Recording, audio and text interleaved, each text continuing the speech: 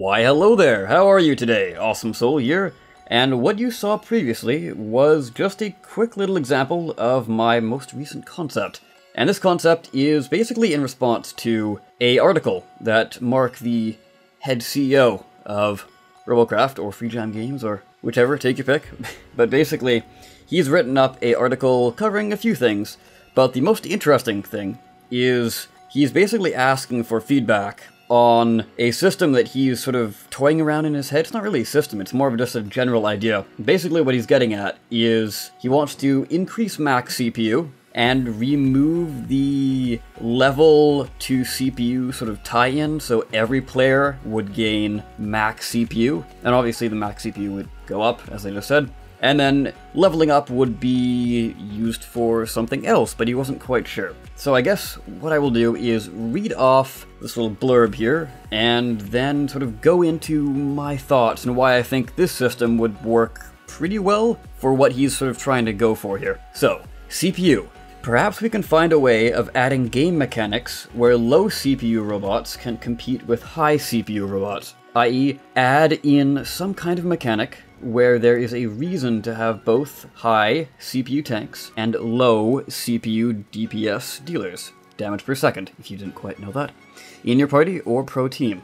Perhaps low CPU can mean agile, fast, high DPS, and high CPU can mean slow, tanky, and heavy, but of course low DPS as well. Perhaps we could break the link between player level and CPU, and give everyone max CPU and even increase the maximum CPU this way, since there would be pros and cons to building big robots, or small robots for that matter. Any ideas you have would be great. If we can add this kind of mechanic, we can almost completely remove the 17 times subdivision, which is like having 17 times as many players online waiting in the queue. So if you don't know what he's trying to get at, he sort of goes into that in the rest of the article, but basically it's exactly what it sounds like. The whole leveling system and the fact that robots are divided by CPU really messes up the matchmaking system, makes it really difficult to find a match, and as is, if you are low CPU, you're definitely at a disadvantage, and occasionally you will be matched up against higher CPU bots, and that's no fun whatsoever. So now basically going into my concept here.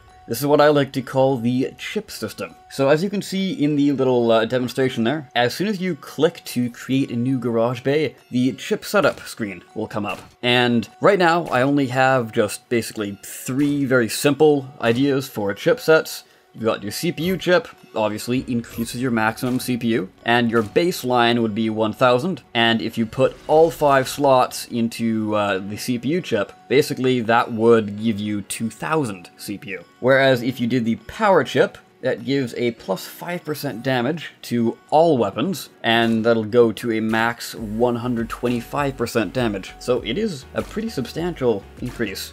Although, of course, if you wanted that, you would have to limit your bot to being 1000 CPU, if you wanted that max damage. And the speed chip increases your speed by 10%. So basically, it affects all movement, so whether it's tank tracks, sprinter legs, wheels, you name it, basically it will increase the maximum speed you see on the little display when you go to pick your parts. Basically, it will increase the speed there by 10%. Now, like I said, these are just very simple chips. Obviously, you could add more if you wanted. So I was thinking maybe like an electroplate chip, something like that. And just going back to the whole decoupling level from CPU, obviously this would give players from level 1 the ability to have either 1000 or 2000, depending on how many CPU chips they put in. And you don't have to pay for these CPU chips, you basically just select how many you want. You don't have to pay robots or anything like that. But what I would suggest for the new level up system is basically you unlock new chipsets. So you would say, like, start, for example,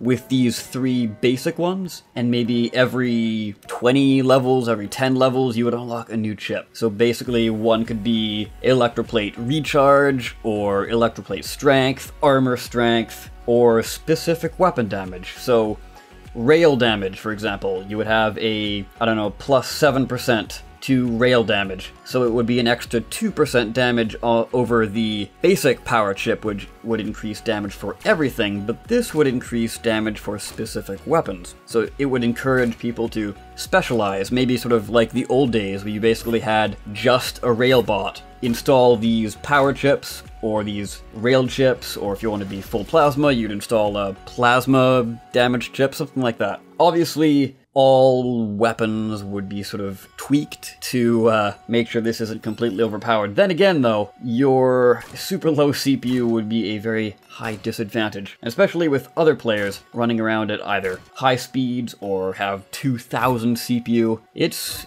an interesting trade-off, and it could be quite interesting, because basically it is saying exactly what Mark wanted in his system. It's just this way, players can actually, one, visualize what they want, so that means there would be no confusion for new players. It's not some sort of hidden in the background type of thing. People can actually see it, and two, most importantly, they can actually choose what they want. So it's not just a flat rate of, oh, you know, you've got low CPU, so you gain more speed and more damage, and you don't get a say in the matter, and it's all in the background and you can't see it. But this way, if you can go max CPU with speed, or like high CPU with speed, or high damage and speed, that sort of thing. And obviously there are 5 slots, and you will have to make sure you fill up each of the slots before you can actually hit OK, and then build your bot. Now, all of these can be changed at any time. Obviously, if you remove a CPU chip in place of a speed chip, if you are now under CPU, the blocks will turn red. For example, if you remember when megabots were a thing and they removed them, a whole bunch of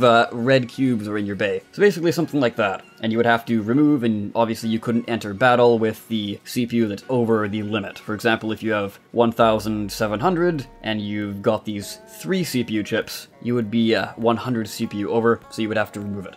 Now I guess the last and final thing is the bot archetype, as you can see there. So this basically tells the player what sort of general role they would fit in. So obviously the archetype can be mixed, or it can be basically the chipset, more or less. So basically if you have 4 out of the 5 chips of a single type, you will be classified as, for example, if you are a heavy CPU chip user, you would be classified as a Titan. Whereas if you are a heavy power chip user, you would be classified as a damage dealer. And a speed chip user would be classified as a speed demon, and so on and so forth. Now obviously, this is just to help the matchmaker out a bit more, because, you know, there are weapon types and there's movement types, but now there are archetypes. So, you know, if you had a team full of Titans and having them go up against a team full of speed demons, that would be kind of weird. So,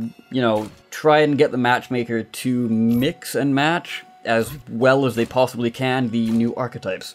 Now, a good reason why I think this would fit well into Robocraft is basically because it gives the power to the player, and it's all about tweaking and modifying little tiny stats to create the perfect robot. And, I mean, you can kind of do that now, but this gives the player a huge amount of freedom, and they can create so many more creations, basically, or roles, rather. And if they want to be a scout, they can go full-on speed chips. If they want to create a giant tank, go full-on CPU chips. If you want to be just a crazy super ninja, go for the power chips. But of course, it'll be very fragile.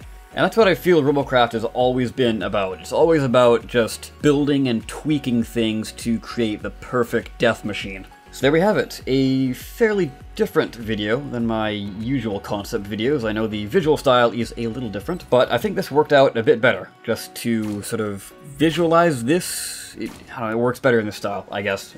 Anyways, let me know down below what exactly you think. Obviously, as I said earlier in the video, these numbers are examples and things will be tweaked and changed, but the basic idea is there. The whole chipset, maybe the CPU would be increased by 150 and your baseline would be higher, or increased by 300, baseline could be lower, who knows? And, you know, damage things would be tweaked and all that jazz, but I think you kind of get the idea, so I will end the rambling here. Of course, comment down below what you think of the idea, share this around.